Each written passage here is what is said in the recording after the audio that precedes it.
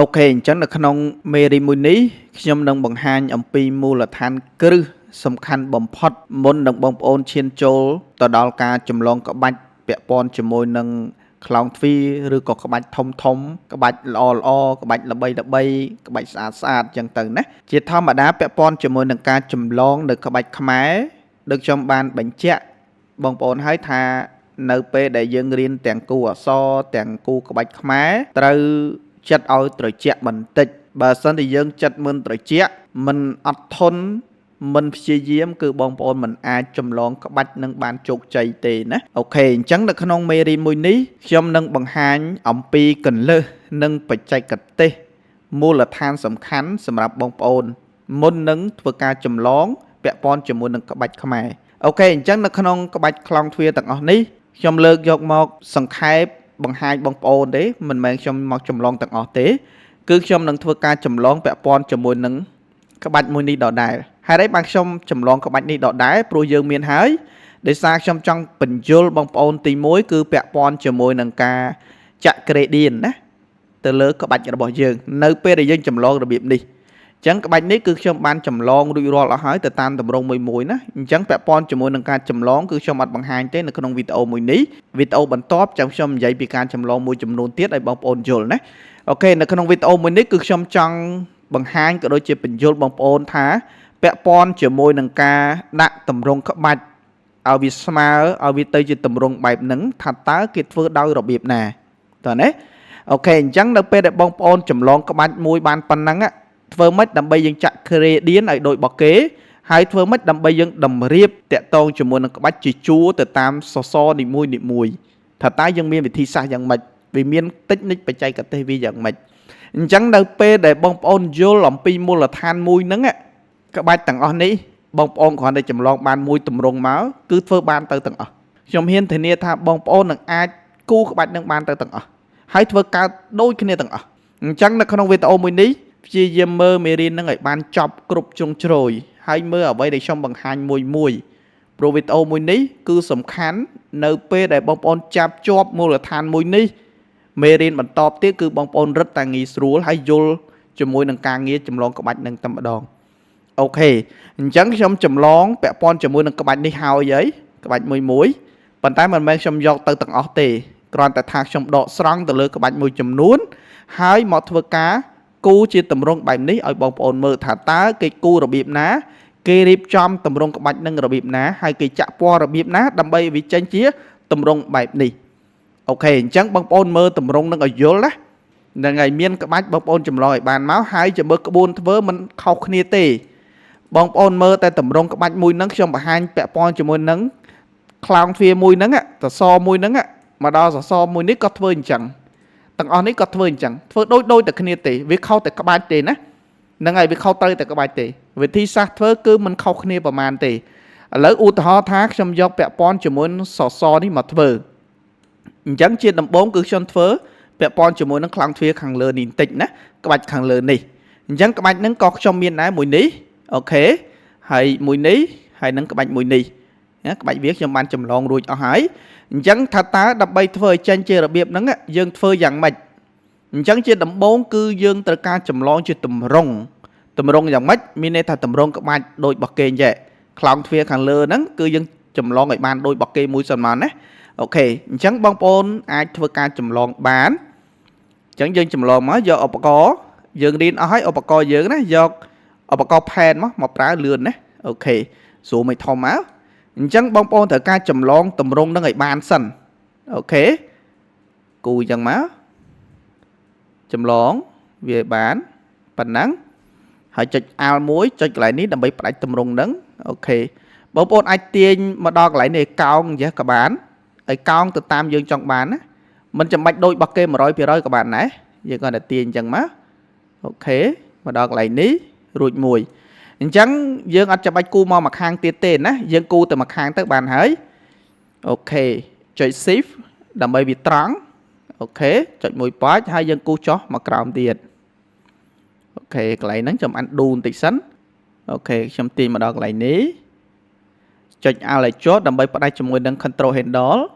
ហើយមកដល់កន្លែងនេះវាកោងខ្លាំងពេកយើងទាញទៅប៉ុណ្នេះមក ចុច Alt មួយដើម្បីផ្ដាច់មកដល់កន្លែងនេះចុច Alt មួយផ្ដាច់កន្លែងហ្នឹងមកដល់កន្លែងនេះណាអូខេប៉ុណ្ណឹងភ្ជាប់មកគ្នាអូខេអញ្ចឹងប៉ុណ្ណឹងគឺបងប្អូនអាចធ្វើការពុតទៅយកឧបករណ៍ save របស់យើងមកធ្វើការពុតវាណាអញ្ចឹងចុចពុតមកអូខេអញ្ចឹងខ្ញុំពុតយកប៉ុណ្នេះចុះមួយនេះទីវាប៉ុណ្នេះមកអូខេអញ្ចឹងយើងយកអាកដានេះណាហ្នឹងហើយអានេះគឺជា stroke outline របស់វាទេចាំតិចទៀតយើងតម្លើងវាទៅបានហើយហ្នឹងហើយអញ្ចឹងខ្ញុំយកប៉ុណ្ណឹងចុះណាសម្រាប់ឲ្យបងប្អូនមើលហើយយើងអាចពុតខ្លួនឯងស្អាតមកអូខេអញ្ចឹងបន្ទាប់ពីបានប៉ុណ្ណឹងហើយណាយើងធ្វើមិនទៀតគឺយើងត្រូវការ copy មកមួយខាងទៀតមែនទេត្រូវការឲ្យបានមួយខាងទៀតអញ្ចឹងបងប្អូនធ្វើឲ្យបានមួយខាងទៀតមកនេះចុចលើនឹងណាបន្ទាប់មកគឺបងប្អូនគ្រាន់តែចុចវា2ដងមកបាទចុចមួយហើយចុច2ដងប៉ោចមកវាមានជាចំណុចអីគេនេះចំណុចកណ្ដាលរបស់វាកន្លែង center ទាញវាយកមកដាក់កន្លែងនេះ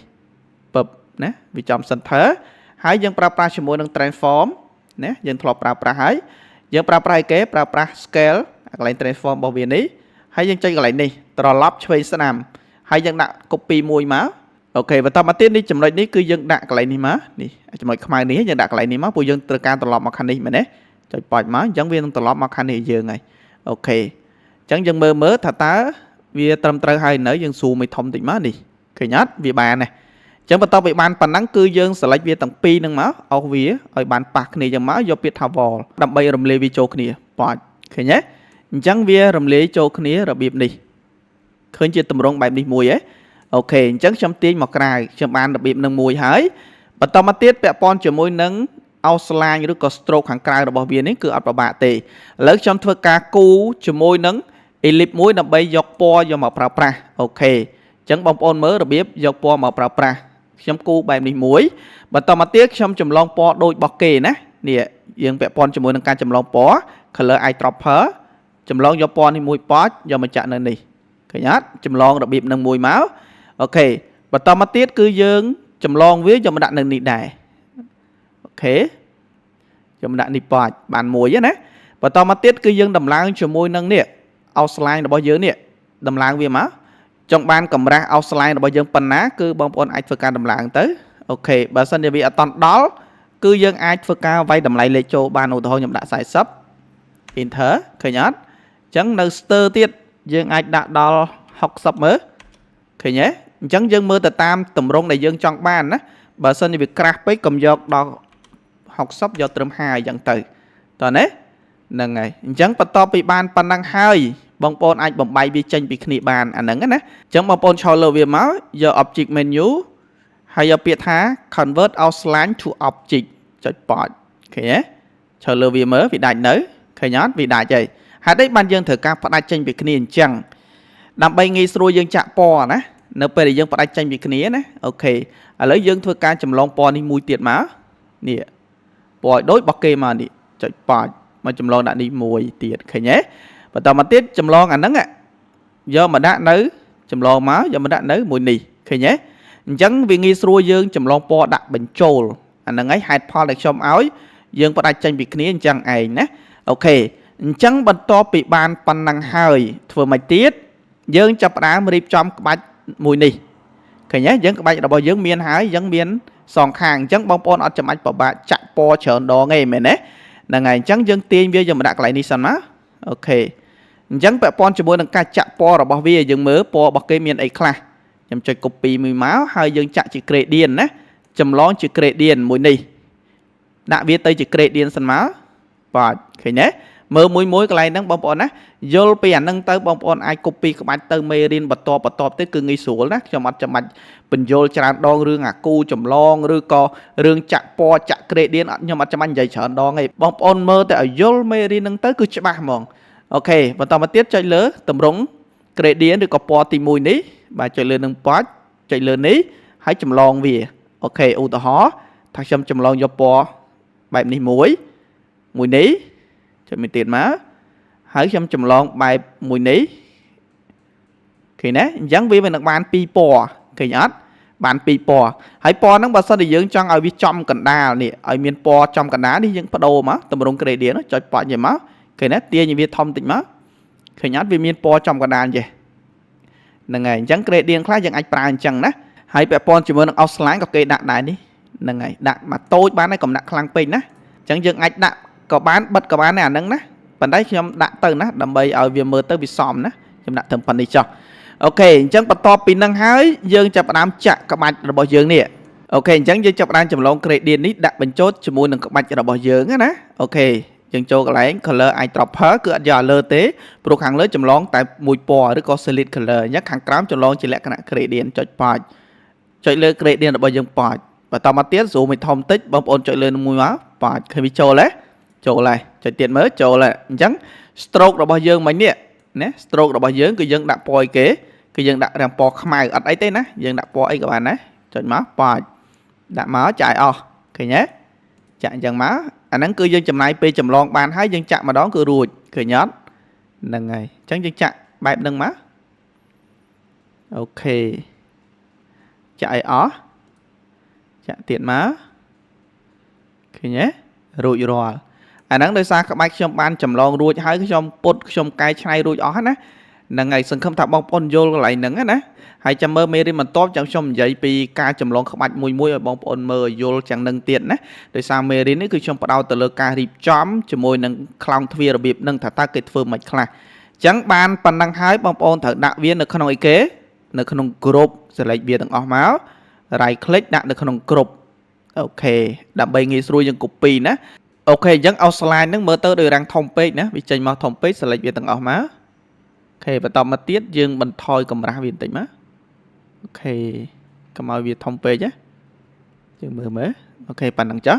អូខេបន្តមកទៀតគឺយើងទាញដាក់កន្លែងហ្នឹងមកទាញវាដាក់អញ្ចឹងមកមែនទេអញ្ចឹងវានៅពីក្រោមអញ្ចឹងទាញវាមកលើវិញយើង right click លើវាយកពាក្យថា other ហើយយកពាក្យថា to front of page ចុចប៉ាច់ឃើញវាមកលើដែរអូខេប៉ណ្ណឹងរួចរាល់អូខេអញ្ចឹងយើងត្រឡប់មកខាងទៀតមកអត់ប្របាក់ទេបងប្អូនអាច copy តែម្ដងក៏បានដែរហ្នឹងហើយទាញវា copy អញ្ចឹងទៅបាទហើយយើងត្រឡប់កន្លែងហ្នឹងក៏បានដែរហើយទាញវាដាក់ក្បែរហ្នឹងមកក៏លឿនដែរប្រើ transform ក៏បាន copy អញ្ចឹងក៏បានដែរពីព្រោះអានេះវាមួយទេណាយើង copy តែមួយអញ្ចឹងទេវាអត់មានច្រើនទេណាអញ្ចឹងក៏យើងអាចប្រើវិធីសាស្ត្រហ្នឹងបានមិនអីទេហ្នឹងហើយប៉ុន្តែសេរីវាស្អាតផងណាឃើញលោវាស្មើគ្នាណាមិនខ្ញុំបានសេរីល្អអូខេអញ្ចឹងខ្ញុំបានជាតម្រងខាងលើរបៀបនេះបន្តមកទៀតគឺខ្ញុំយកក្បាច់មួយនេះដើម្បីធ្វើជាតម្រងរបៀបនេះអញ្ចឹងថាតើយើងធ្វើរបៀបណាអូខេអញ្ចឹងយើងចាក់ពណ៌ដូចមិញទៀតមកទីមកអូខេអញ្ចឹងក្បាច់នេះគឺយើងដាក់ outline វាប៉ុណ្នេះមកចម្លងដូចមិញ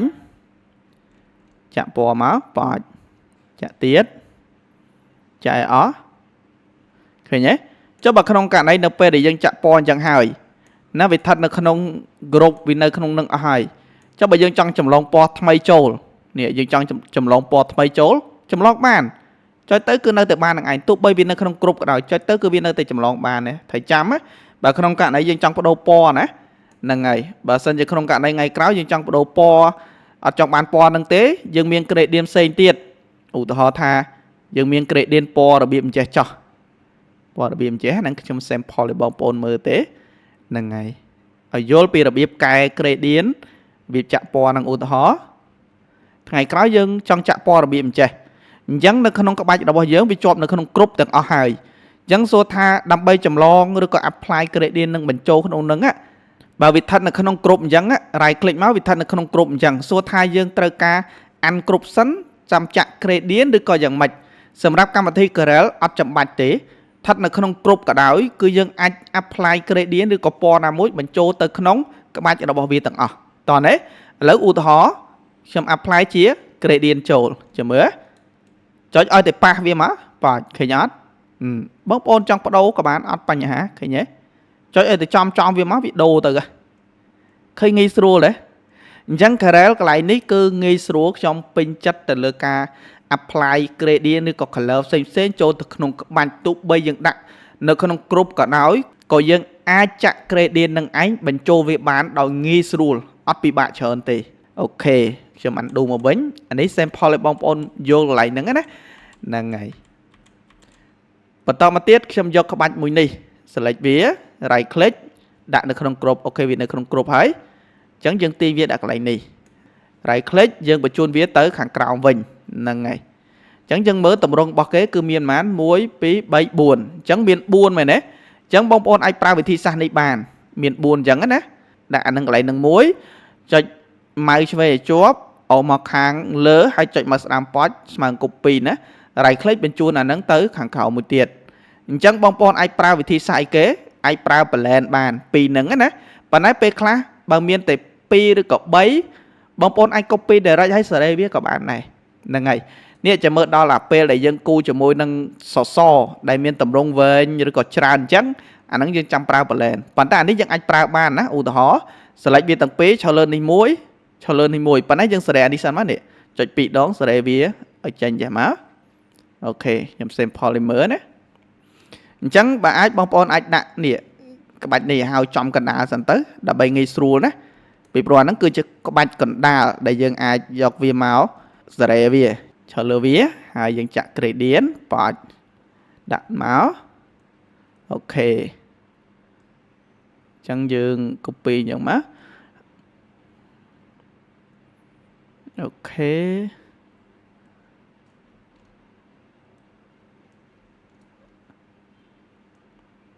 អូខេអញ្ចឹងបើ zoom ទៅវាអត់សូវច្បាស់បងប្អូនមើលកន្លែង view menu នេះកុំដាក់វាជា pixel អញ្ចឹងណាដាក់វាជា enhance មកអញ្ចឹងវាច្បាស់ហើយវាជា filter អូខេអញ្ចឹងបានប៉ុណ្ណឹងហើយរួចរាល់ select វាទាំងអស់ right click ដាក់នៅក្នុង group ពឹបអញ្ចឹងធ្វើម៉េចដើម្បីឲ្យវាចំកណ្ដាលអានេះណាអញ្ចឹងដើម្បីវាចំកណ្ដាលចុចលើនឹងមួយហើយចុច C ជាប់មកចុចអាខាងក្រោមនេះហើយបងប្អូនប្រើ align ណា align ណាអញ្ចឹង align ហ្នឹងបើសិនអ្នកឃើញទេមើលសញ្ញាបូកនេះហើយមកដាក់ text វាមកណាអូខេយើងប្រើ align មួយនេះពឹបឃើញទេវា align មកចំកណ្ដាលតែម្ដងអញ្ចឹងយើងមើលលំនាំរបស់គេគឺរួចរាល់អូខេអញ្ចឹងដល់ពេលបានចំកណ្ដាលមួយអញ្ចឹងហើយបងប្អូនអាចងាយស្រួលថ្លឹងថ្លែងអានេះសេរីអាហ្នឹងមិនដើម្បីវាត្រឹមត្រូវទៅតាមទម្រង់ដែលយើងចង់បានតើណាខុសត្រូវលៀងតិចតួចមិនជាបញ្ហាទេណាអញ្ចឹងបងប្អូនព្យាយាមមើលទៅខ្ញុំដាក់ប៉ុណ្្នេះចុះបន្តមកទៀតចុចលើនឹងមួយហើយចុច shift វាចុះមកចុចលើអាមួយនេះហើយបងប្អូនមកមើលនេះកន្លែងនេះណាហើយយកពាក្យថា plan មកហើយយើងអស់ពីអានេះមកខាងនេះក៏បានអស់ពីមួយនេះទៅមួយនេះក៏បានអត់បញ្ហាអស់មកឲ្យប៉ះគ្នាប៉ាច់ឃើញទេអញ្ចឹងវា copy ដល់ចំនួន20វាច្រើនអញ្ចឹងខ្ញុំចង់ copy តែចំនួន2ទេណាចន្លោះហ្នឹងណាដាក់លេខ2ហើយ enter ប៉ាច់ឃើញអត់វារត់ទៅហើយអញ្ចឹងចំនួនតិចឬក៏ច្រើនអាស្រ័យលើប្រវែងនៃទម្រង់ដែលយើងចង់បានអាហ្នឹងគឺយើងអាចប្រើវិធីសាស្ត្រនឹងបានប៉ុន្តែវិធីសាស្ត្រនេះគិតថាវាស្មើល្អប៉ុន្តែបើសិនជាយើងចង់ឲ្យវាពុតបត់បែនទៀតគឺយើងត្រូវការពុតទៅម្ដងទាំងអស់ដោយសារនៅពេលដែលយើងប្រើជា plan ហើយគឺវាជាប់គ្នាអញ្ចឹងហើយឃើញអត់នៅពេលដែលយើងប្រើជា plan ណាវាជាប់គ្នាអញ្ចឹងណាអញ្ចឹងនៅពេលដែលយើងសេរីមួយណាគឺវាទៅទាំងអស់ណានេះអានេះអញ្ចឹងអានេះគឺជាមេប៉ុន្តែនៅពេលដែលយើងសេរីអានេះទៅគឺវាសេរីទៅតាមហើយណានេះអានេះក៏ដូចគ្នាដែរសេរីចឹងមកអានេះវាសេរីមកតាមហើយអញ្ចឹងយើងអាចសេរីពុតបត់បែនវាអញ្ចឹងមកអូខេទម្លាក់អានេះបន្តិចមកចានោះថយតាមហើយអូខេអញ្ចឹងឧទាហរណ៍ខ្ញុំយកប៉ុណ្ណឹងហើយបើសិនជាបងប្អូន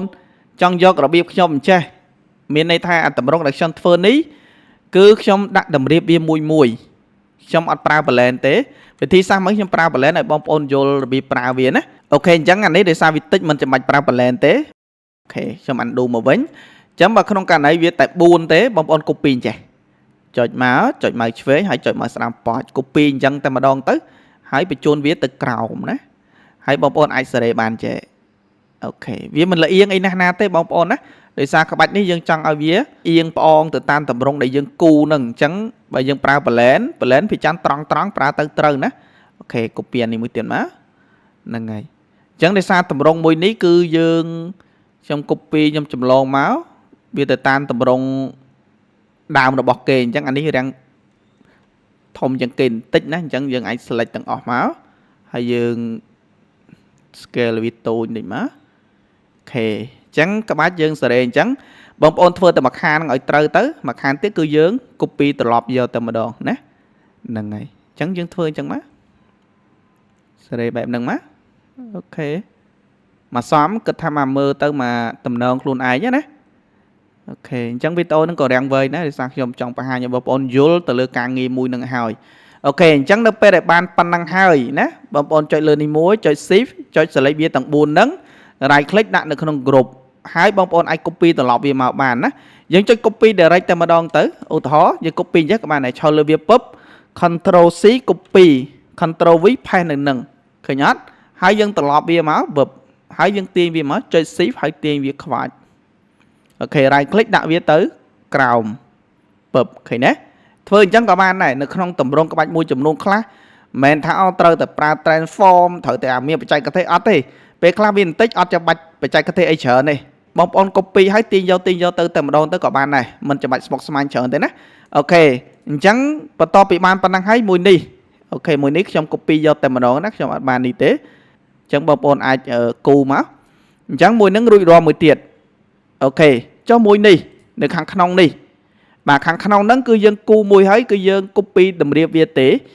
ដោយយើងអត់ប្រើ plan បានទេចុះខ្ញុំប្រាប់មិនថាឲ្យតែវែងឲ្យតែច្រើនប្រើ plan ដោយសារនេះវាលក្ខណៈតម្រងរបស់វាកោងអញ្ចឹងកោងរបៀបហ្នឹងយើងប្រើ plan គឺអត់ត្រូវទេណាប្រើទៅអត់រត់ស្អាតទេតលតែអញ្ចេះបានប្រើ plan ទៅរត់ស្អាតតោះណាឥឡូវឧទាហរណ៍ខ្ញុំគួរឲ្យបងប្អូនមើលអញ្ចឹងតម្រងមួយនេះគឺយើងប្រើ ellipse មួយមកគូអញ្ចេះសួរមួយធំតិចមកអូខេចុច control ខ្វាច់បានប៉ុណ្ណឹងបន្តមកទៀតយើងចម្លង gradient ចូលចម្លងអាហ្នឹងក៏បានដែរ gradient ដែលយើងចាក់លើអាហ្នឹងចុចលើអាហ្នឹងមកប៉ាច់ហើយចម្លងចូលឃើញទេអូខេអញ្ចឹងយើងសេរីកន្លែងនេះមួយមកអូខេស៊ូមឲ្យវាតូចតិចមករៀនឆ្នៃខ្លួនឯងថែមបន្តមកទៀតឆោលើហ្នឹង control C control V ទាញវាចូលចុច C វាជាប់ពឹបឃើញទេវាបានជាតម្រងរបៀបនេះតែប៉ុណ្ណឹងរួចហ្នឹងហើយឆោលើវាទាំងពីរហ្នឹងមកហើយ right click ដាក់នៅក្នុង group ពឹបណាអូខេបន្តមកទៀតបងប្អូន copy ទៅទាញវា copy ដាក់តម្រៀបបែបហ្នឹងមកអូខេចានេះខ្ញុំបាន copy ឲ្យស្អាតលឹះហ្នឹងណាហ្នឹងហើយអញ្ចឹងបងប្អូនអាចសេរីឲ្យវាតូចតិចមកណាដោយសារតម្រងនេះមិញគឺខ្ញុំអត់បានមើលកន្លែងនេះណាអញ្ចឹងអត់អីទេបងប្អូនអាចសេរីខ្លួនឯងមកអត់បញ្ហាទេអូខេឲ្យតូចតិចមកហ្នឹងហើយអញ្ចឹងយើង copy មួយមកឲ្យតម្រៀបវាទៅ copy ធ្វើទៅមួយខាងហ្នឹងឲ្យតែបានយើងត្រឡប់ទៅមួយខាងនោះទៀតអូខេអញ្ចឹងមកអូខេដាក់ឲ្យញឹកក៏បានវិលក៏បានដែរណាមើលមកសមអាកន្លែងហ្នឹងណាអញ្ចឹងខ្ញុំ copy យកទៅអញ្ចឹងបងប្អូនមើលមួយហើយយល់ពីអាមួយនឹងហើយខ្ញុំជឿថាបងប្អូនអាច copy ចម្លងក្បាច់សសផ្សេងទៀតបានឲ្យតែបងប្អូនចម្លងក្បាច់បានហើយទៅរបៀបហ្នឹងលឿនណាស់ខ្ញុំហ៊ានធានាថាលឿនហ្មងហ្នឹងហើយដឹងក្បួននឹងធ្វើមួយទៅហ្នឹងហើយនៅពេលដែលបងប្អូនចេះគូក្បាច់ខ្លួនឯងងាយស្រួលណាហ្នឹងហើយអូខេបញ្ជូនអានឹងទៅលើវិញមកអូខេបន្តមកទៀតយើង select អានេះចុច shift នេះចុចនេះមួយចុច shift ឲ្យជាប់ select វាទាំងអស់ហ្នឹងណាចុចយ៉ាងមកចុច select លើវាមកអូខេលើវាអញ្ចឹងណាងាយស្រួលយើងដាក់នៅក្នុង group ហើយយើង copy ទៅមកខាងទៀតអូខេហើយ right click ដាក់នៅក្នុង group pod បន្តមកទៀតយើងចុច copy ណា control C control V ត្រឡប់វាមកហើយទាញវាដាក់កន្លែងនេះ pod ពេលទាញចុច C ផងដើម្បីវារាំងស្មើល្អអូខេសេរីបន្តិចមកអូខេចុចមករុញវាឡើងទៅលើវិញ order រុញទៅលើពឹបរួចរាល់ឃើញទេអូខេអញ្ចឹងក្បាច់នេះចាក់វាវិញណាអូខេអញ្ចឹងប៉ុណ្ណឹងបានតម្រង់ខ្លោងទ្វាររួចរាល់មួយឃើញអត់ select វាទាំងអស់ដាក់នៅក្នុង group មួយជាន់ទៀតហើយ click ដាក់នៅក្នុង group ពឹបរួចរាល់ចុះអានេះអូខេតម្រង់នេះក៏អត់ពិបាកដែរនេះក្បាច់របស់វាគឺខ្ញុំធ្វើបានមួយចេះអញ្ចឹងតម្រង់មួយនេះបងប្អូនមើលនេះឃើញក្បាច់របស់គេមកខាងនេះហើយមកខាងនេះដូចគ្នាអញ្ចឹងជាទូទៅយើងមិនចាំបាច់ទៅគូទាំងសងខាងទេយើងគូទៅមកខាងនេះតែបានមកត្រឡប់វាឃើញអត់អញ្ចឹងរបៀបធ្វើវាគឺបែបហ្នឹងឧទាហរណ៍នេះខ្ញុំចុច copy អាហ្នឹងណានេះ copy អាហ្នឹង select វានេះក្បាច់មកចំហៀងនេះណាអូខេបន្តមកទៀតខ្ញុំ copy មកខាងទៀតអូខេចុចលើនឹងមួយប៉ាច់ខ្ញុំទាញ ចំណុច center វាដាក់កន្លែង midpoint កន្លែងនេះបន្តមកទៀតខ្ញុំប្រើជាមួយនឹង transform ណាអូខេអញ្ចឹងកន្លែងនេះដាក់ត្រូវហើយអញ្ចឹង copy មួយចុចប៉ាច់ឃើញទេអញ្ចឹងវានឹងត្រឡប់មកខាងនេះ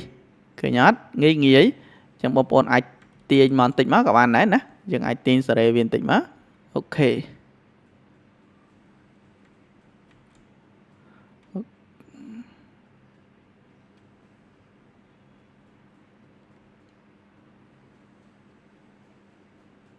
អូខេប៉ុណ្ណឹងបន្តមកទៀតយើងចាប់ផ្ដើមចាក់ចម្លងក្បាច់របស់យើងណាហ្នឹងហើយអញ្ចឹងយើងចម្លងក្បាច់ចូលមក gradient យើងហ្នឹងបាទចម្លងមកដូចតែគ្នាទេដដែលទេណាអូខេចម្លងចូលយ៉ាងមកបងប្អូនចម្លងបានហើយបានត្រឡប់ក៏បានអត់បញ្ហាទេធ្វើមួយណាមុនក៏បានដែរចម្លងបែបហ្នឹងមកអូខេអញ្ចឹងយើងដឹងក្បួនធ្វើឲ្យលឿនអញ្ចឹងណាបាយយូរតែយើងចម្លងក្បាច់តែអាហ្នឹងនៅពេលដែលយើងបានក្បាច់ប៉ុណ្ណឹងហើយឃើញលឿនណាបងប្អូនអាចធ្វើបានទៅទាំងអស់តើណាអូខេអញ្ចឹងប៉ុណ្ណឹងដាក់វានៅក្នុងក្រុមមួយប៉ាច់ទៀតរួចរាល់ទៀតឃើញណាបាទអញ្ចឹងពាក់ព័ន្ធជាមួយនឹងក្បាច់មួយនេះក៏ងាយដែរអត់ពិបាកអីទេណាបាទក្បាច់មួយហ្នឹងបងប្អូនចម្លងជាស្ទប់វាមកអញ្ចឹងបានប៉ុណ្ណឹងហើយបងប្អូនចាប់ផ្ដើមគូណាគូជាតម្រងបែបនេះមួយមកអញ្ចឹងឧទាហរណ៍តែខ្ញុំគូយកតម្រងប៉ុណ្នេះមួយអូខេតាមស្រឡាញ់ណានៅពេលដែលបងប្អូនគូបានហើយបងប្អូនចាក់យ៉ាងម៉េចក៏បានគូយកយ៉ាងម៉េចក៏បានអញ្ចឹងខ្ញុំចម្លងពណ៌ប៉ុណ្នេះចូលដាក់ប៉ាច់បានមួយណាអូខេអញ្ចឹងបានប៉ុណ្ណឹងបន្តមកទៀតអញ្ចឹងមានពណ៌ខាងក្នុងតម្រងដូចតែយើងធ្វើអានេះមិនទេហ្នឹងហើយប៉ុន្តែអាហ្នឹងដោយសារវាមានច្រើនវែងអញ្ចឹងចាំមើលខ្ញុំប្រើបច្ចេកទេសប្រើ blend ឲ្យបងប្អូនមើលអូខេឥឡូវយើងចម្លងអានេះមកសិនមកបាទយកអានេះមកដាក់សិនអូខេ undo សិនទីម្ដងទៀត right click ដាក់វាទៅខាងលើណាអូខេតមកទៀតខ្ញុំយកក្បាច់នេះមួយដែរមកខ្ញុំអត់បានគួយឲ្យបងប្អូនមើលទេណាអញ្ចឹងបងប្អូនអាចគូខ្លួនឯងអូខេអញ្ចឹងកន្លែងហ្នឹងគឺយើងចាប់ផ្ដើមគូជា frame របស់វាបាទកន្លែងហ្នឹងណាយើងយកអាហ្នឹងធ្វើជា frame ក៏បានដែរអត់បញ្ហាទេហ្នឹងហើយបងប្អូនអាចតម្លើងទៅជា frame របស់វាមកឧទាហរណ៍ខ្ញុំដាក់មកអូខេខ្ញុំដាក់ត្រឹម30 enter ទៅអញ្ចឹងបើសិនជាបងប្អូនស្រឡាញ់ប៉ុណ្ណឹងយើងអាចយកប៉ុណ្ណឹងមកឃើញតម្រងរបស់គេដែរអូខេអញ្ចឹងខ្ញុំយកប៉ុណ្ណឹងចុះបន្តមកទៀតគឺយើងធ្វើការបំបែកវាណាបំបែកវាមកប៉ាច់អញ្ចឹងអា frame មួយនេះបានមួយណាអញ្ចឹងបងប្អូនអាចចាក់ពណ៌ដូចអានេះមកចម្លងពណ៌ហ្នឹងដាក់បញ្ចូលអានេះប៉ាច់ឃើញទេអូខេអញ្ចឹងគឺយើងមានពណ៌ខាងក្នុងនេះមួយទៀតណាមានតម្រងខាងក្នុងអញ្ចឹងតម្រងមួយហ្នឹងយើងទាញក្បាច់នេះសិនណាបងប្អូនមើលក្បាច់នេះសិនមកមើលមកសំរុំដែលយើងគិតថាពេញចិត្តទៅលើតម្រងក្បាច់ហ្នឹងអូខេឧទាហរណ៍ថាយើងមើលខ្ញុំយកប៉ុណ្ណឹងជាងសេរីវាបន្តិចមក select វាមកហើយយើងដាក់វានៅក្នុងក្រុមប៉ុណ្ណឹងមកណាអូខេអញ្ចឹងខាងក្នុងនេះគឺយើងគូជាតម្រង frame មួយទៀតមែនទេយើងគូមួយទៀតមកអញ្ចឹងយើងមើលតម្រងរបស់គេណាអូខេអញ្ចឹងយើងគូមួយទៀតជាតម្រង frame ខាងក្នុងនេះអូខេ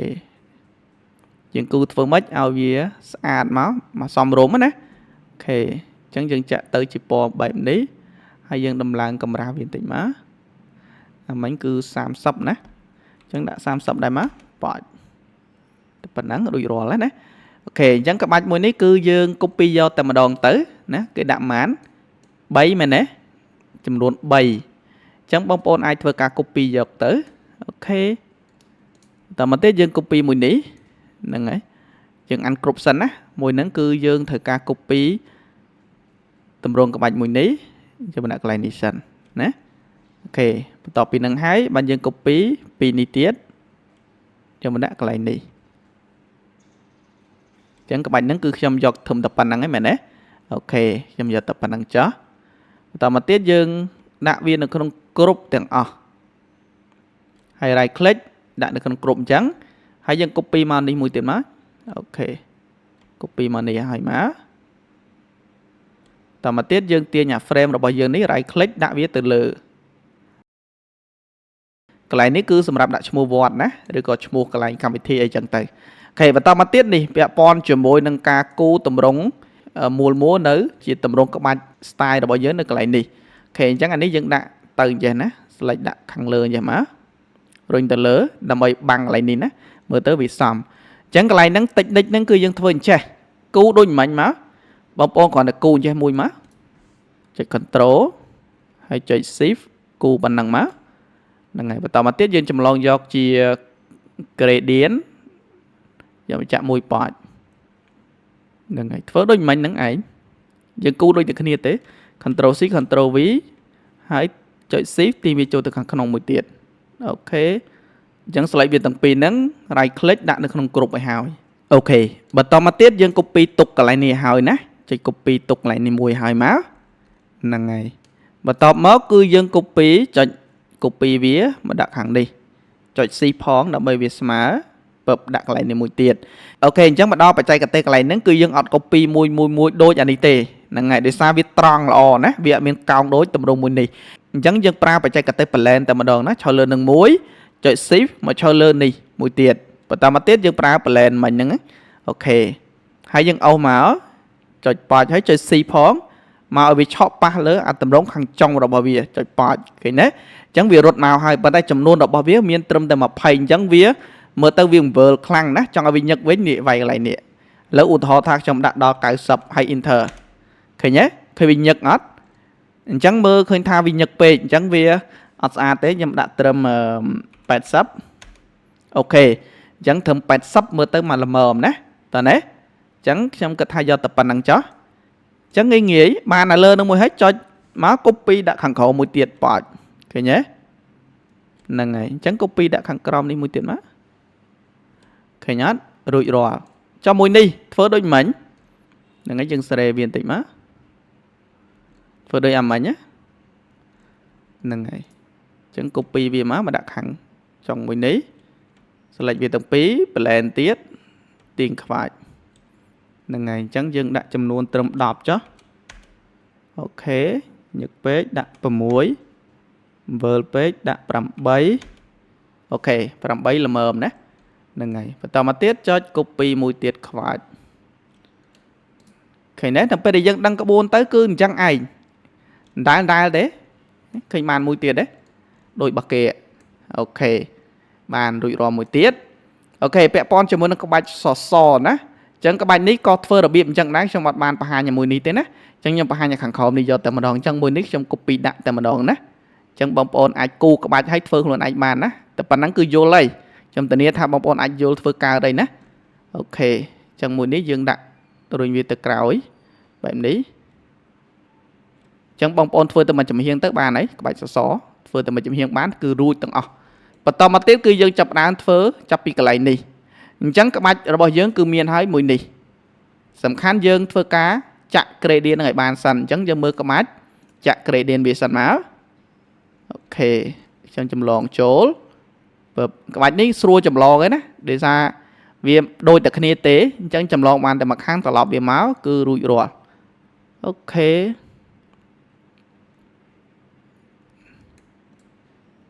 គ្រាន់តែថាបើសិនខ្ញុំបង្ហាញទៅលើការចម្លងវាអាចចំណាយពេលយូរណាអញ្ចឹងខ្ញុំសុខចិត្តចំណាយ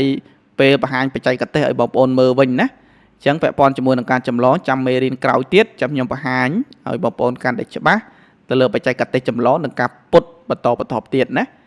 មេរៀននេះខ្ញុំ focus ទៅលើអាការចម្លងបានហើយយើងធ្វើម៉េចដើម្បីឲ្យវាចេញជាតម្រង់ក្បាច់ហ្នឹងហើយធ្វើម៉េចអញ្ចឹងបងប្អូនយល់បច្ចេកទេសធ្វើហើយអូខេ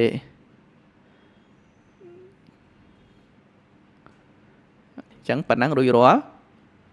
select វាទាំងអស់ដាក់នៅក្នុងគ្រប់ណាវាជាប់គ្រប់ហើយហ្នឹងហើយបន្តមកទៀតយើងចាប់ដើមគូណាយើងគូសសររបស់យើងមកអូខេអញ្ចឹងសសររបស់គេគឺរបៀបនេះអញ្ចឹងមានន័យថាវាដូចតែតម្រង់ខាងលើនឹងដែរទេនេះវាដូចតែគ្នាទេណាហ្នឹងហើយអញ្ចឹងខ្ញុំចាប់ដើមគូយើងមើលតម្រង់របស់គេសិនមកនេះគេគូធ្វើប៉ុណ្នេះហើយអាបន្តនោះគឺស្មើគ្នាអញ្ចឹងយើងគូរបៀបនឹងមួយដែរមកខ្ញុំយកប៉ុណ្នេះហើយបន្តមួយនេះគឺស្មើគ្នាអូខេអញ្ចឹងយើងគូយកធ្វើប៉ុន្មានយើងមើលទៅបើសិនជាច្រើនម៉ែត្រយើងយក ở chờ này mà kháng cram đấy cứ trong copy hàng lơi cho mà đạn đài tên á ở đây thế mùi nắng đôi tự nhiên đằng ấy ok chẳng chậm đạn phần này má đâm bay nghỉ sưu mới và tao mà tết dương chập đam chạm po muối chỉ bà đỏ sắn đằng ấy chạm po hay chạm dương thưa ca bằng ca từ chỉ frame bia bà tao tiền chẳng như còn để chạm po đối đại dương bàn chặt kilo mà nè mình chạm bạch pra po chờ đấy nè bảo bốn công chi dương pra po chờ cana bà dương pra po chán bảo bốn chạm tới cứ asa tiền nè ok chắc bảo bốn chi dương chạm po pan pan đằng màu nè ok này rồi vi tử từ cào vậy chẳng trong ban pan nắng nè và tao bị ban pan nắng dương mơ các bạch bọc kế cứ nơi miền bẹ pon cho môi nâng tập rong hàng cài đi và tao tiền ok chẳng sầm khăn cứ các bạch hàng không đi nè khi mà hai nhà này ở dưới ok chẳng các bạch môi ní cứ dương tiên từ cái này đi chẳng các bạch nâng trong bạch chia cứ dương prao và chạy cà tê mùi tiền nè trong hai nhà bong pon mưa các bạch nâng trong tim mà cài vậy sần nè dương miền bạch chạy cà tê chạy mùi tiền lấy u tao họ chuyện vừa tập bắt ngày bong pon mưa rồi nè u tao họ trong đại bài ní đã việc smart được không nâng á dương chạm cu frame kháng cài tiền sầm khán phơi nó ngày smart sần là ngày chờ lừa mùi nắng hay giờ là anh biết nè ok chẳng trong sầm rai thay cho phần năng hay giờ mơ các bay ra bọc kê nè các bay ra bọc kêคือcái cắt thầm phần này hay hàng cámคือcái cắt thầm phần này chẳng cho thơ mất nằm bay bẹ pon cho mưa cắt ra biệp nằng chẳng bên đây thật các bạn nắng cứ chân phơi vậy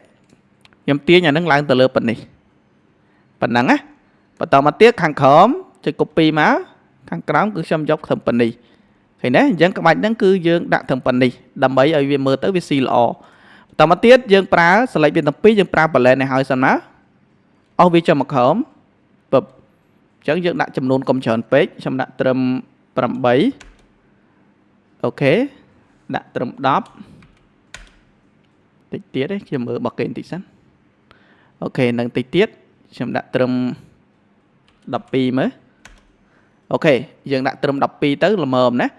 nâng ngày chẳng bắt to bị ban pan nắng ạ số thật tai dương phơ mạch đam bay dương pra bạch chạy cà tê và sân không cảm thi Photoshop rồi co à lá cứ dương pra bạch chạy cà tê mà mày nè nếu không nắng cứ dương miên bạch chạy cà tê muối đam bay thưa ca lẹ khang khang á nè dương trong lẹ vía chẳng đam bay lẹ vía phơ mạch tử chẳng bông ôn thưa ca cô chỉ môi nâng rạch thành gòn mùi sần máu cô dòng mách cú vậy bông ôn cô vậy má cùi pen là nắng á nè nâng ngày mơ má nè dương cùi pen là nâng má ok anh ấy ở đây đấy kháng mìnhจะmạch phay đấy chứ mưa tẹt trong đi tới bàn ấy khang lớn khang cóm đại smart cái này cho má ok bật top bị dân cu rectangle bàn mùi bàn năng hái thưa mấy tiết chẳng cứ bong pon từ ca cho lỡ các bạn khang cài đi mùi cho lớn nắng á hay right click giờ biệt thá power clip inside và tao mà tiết bong pon cho châu từ khang khăn nơi bình cho bọt máu khơi ta bị lẹ thằng lỡ thằng cám cứ bị lẹ từ thằng cho bà không cả đây dương ad pra cho môi nắng rectangle môi tề ưu tự hóa thật trong delete chẳng hãy cho lên nâng về như right click power clip inside cho mới ad mà này để sao vì admin cho môi nâng object được có rectangle nào mối đậm bấy thưa cả lẹ vì lại nắng á thầy chấm á dẫn thử ca cu môi chỉ chạm bát cu rồi bị nắng hãy dương mẹ right click lỡ rectangle nâng tề lại nắng trong bị chết cầm ơi bông ôn vô cho lòm đấy chẳng cư dương toàn để cu việt đạn từ lơ cả lại đại dương từ ca cắt dần tới và tò mà tiếc cư dương cho lơ hàng cài vinh bông ôn cho lơ mùi ní cả bán lơ mùi ní cả bán ắt bánh hà cho lơ bạch mùi nâng máu hay right click do biệt thá power clip inside hay thơ mất cho ở trong rectangle để dân cu mình nhé bởi dân cho khâu ưu thọ cho bọt khởi nhát dân cho ở tới mình này thay là bây giờ dân cho click tới việc ở tới tầm rong rectangle để dân cu mình tên chẳng ắt bàn tiệt chẳng thấy chám dân cho ở tới cho lơ viên mà đón tới right click power clip inside cho ở trong nè đó đại trong bọt máu bàn visual khởi nhé cái này nắng cứ chụp bánh hà muối đại bông pon trà để phơi tới miền bánh hà nè chẳng trong bị chạy bông pon rồi nè tao mà tiết đi rectangle để dân phơi mình những dân ai delete việc bàn khởi nhát delete việc bàn và nắng cứ lên thật cả hai dân tiên viên cho mình đặt lại nâng má cứ chọp tao đấy ok hai dân chụp đam cu tầm rong frame để dân trong cu lấy style mình bắt to tiền máu ok bông pon phơi tiền máu cứ bàn đôi tự kia tệ tập nắng cứ chọp vậy nè khen chẳng trong này sầm khăn để xong trong giấy để xong trong bằng hai bông ổn cứ tập bàn năng tề nè cu phơi bàn máu តម្រងទាំងអស់ហ្នឹងយើង copy វាមកខាងនេះទៀតអញ្ចឹងបងប្អូន copy ត្រឡប់មកអញ្ចឹងមកហើយត្រឡប់វាទៅរួចស្រេចហើយឃើញទេអញ្ចឹងធ្វើតែម្ដងបានឲ្យមានតម្រងឲ្យស្អាតមកគឺបងប្អូនអាចធ្វើចេញហើយអូខេអញ្ចឹងនេះគឺជាមេរៀនបង្ហាញពីបច្ចេកទេសទាំងការចាក់ gradient ទាំងបច្ចេកទេសនៅក្នុងការដាក់តម្រៀបទៅលើតម្រងក្បាច់ដូចគ្នាជាច្រើនយើងត្រូវប្រើ plan យើងត្រូវធ្វើម៉េចគឺមេរៀនហ្នឹងគឺខ្ញុំនិយាយលម្អិតឲ្យបងប្អូនយល់បែបហ្នឹងអញ្ចឹងដល់ពេលដែលបងប្អូនយល់ច្បាស់ទៅលើអាការងារហ្នឹងចុះមកអាកន្លែងនេះធ្វើម៉េចទៅថាដូចតែគ្នាទេធ្វើដូចមិញដូចតែគ្នានឹងឯងគ្រាន់តែថាយើងចំណាយពេលគូក្បាច់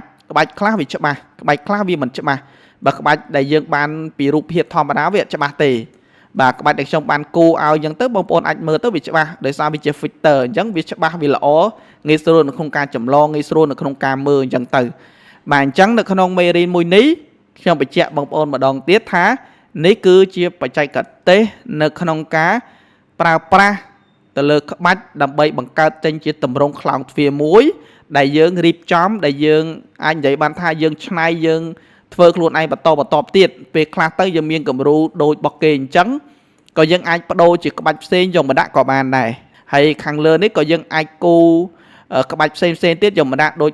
របស់គេអញ្ចឹងណានេះយើងអាចគូក្បាច់អញ្ចឹងក៏បានឬក៏យើងអាចគូក្បាច់ខ្លោងទ្វារខាងលើដូចរបស់គេយកមកដាក់កន្លែងនេះក៏បានអត់បញ្ហាសំខាន់យើងយល់ពីរបៀបនៃការធ្វើអូខេអញ្ចឹងនៅក្នុងមេរៀនមួយនេះសង្ឃឹមថាបងប្អូននឹងយល់ច្រើនពីដំណើរនៃការប្រើប្រាស់ក្បាច់ហ្នឹងអ្នកខ្លះចម្លងក្បាច់បានហើយអត់ដឹងថាធ្វើក្បាច់ហ្នឹងទៅមិនទៀតមែនទេដើម្បីឲ្យវារៀបចំទៅតាមលំដាប់លំដោយមើលទៅឲ្យវាជាជួរគ្នាស្អាតតម្រៀបមិនរៀបចំឲ្យគឺអ្នកខ្លះគឺគាត់នៅតែអត់ទាន់យល់ទេអញ្ចឹងបានខ្ញុំចេញបង្ហាញវីដេអូមួយនេះដែលបង្ហាញពាក់ព័ន្ធជាមួយនឹងក្បាច់ខ្លោងទ្វារដែលយើងមានស្រាប់ហ្នឹងឲ្យបងប្អូនមើលណាដំណើរនៃការធ្វើគឺរបៀបហ្នឹងខ្ញុំធ្វើរបៀបហ្នឹងប៉ុន្តែដោយសារខ្ញុំអត់ចង់ខាត់ពេលទៅលើការចម្លងក្បាច់មួយឲ្យបងប្អូនមើលអញ្ចឹងខ្ញុំបង្ហាញតម្រង់របៀបហ្នឹងឲ្យបងប្អូនឃើញតែម្ដងថាដំណើរដែលខ្ញុំបានធ្វើហ្នឹងគឺរបៀបហ្នឹងឯងប៉ុន្តែវាចំណាយពេលអញ្ចឹងដោយសារខ្ញុំបង្រៀនផងខ្ញុំបង្ហាញផងអនុវត្តឲ្យបងប្អូនមើលផងពេលខ្លះវីដេអូវាវែងពេកបងប្អូនខ្លះក៏គាត់អត់ចង់មើលក៏គាត់ធុញក៏គាត់អីចឹងទៅអញ្ចឹងក៏វាពិបាកដែរដោយសារនេះវាចំណាយពេលណាមិនមែនធ្វើកន្លះម៉ោង1ម៉ោង2ម៉ោងហើយទេជួនកាលខ្ញុំធ្វើមួយថ្ងៃ2ថ្ងៃនោះតម្រាំបានក្បាច់មួយឲ្យបងប្អូនចែករំលែកឲ្យបងប្អូនណាអញ្ចឹងបើសិនជាចង់បានចំណេះដឹងល្អចំណេះដឹងច្រើនពីមេរៀនដែលខ្ញុំបានបង្ហាត់បង្រៀនហ្នឹងគឺបងប្អូនព្យាយាមមើលឲ្យចប់ទៅណាអាហ្នឹងវាល្អហើយអូខេអញ្ចឹងមេរៀនបន្ទាប់ខ្ញុំនឹងបង្ហាញក្បាច់ខ្លោងទ្វារផ្សេងទៀតហើយខ្ញុំនឹងចម្លងក្បាច់ហ្នឹងឲ្យបងប្អូនមើលបន្តទៀតហើយយើងនឹងអនុវត្តជាមួយគ្នាបន្ថែមទៀតអូខេអញ្ចឹងនៅក្នុងមេរៀនមួយនេះមានតែប៉ុណ្្នឹងទេណាចាំជួបគ្នានៅមេរៀនបន្តទៀតសូមអរគុណ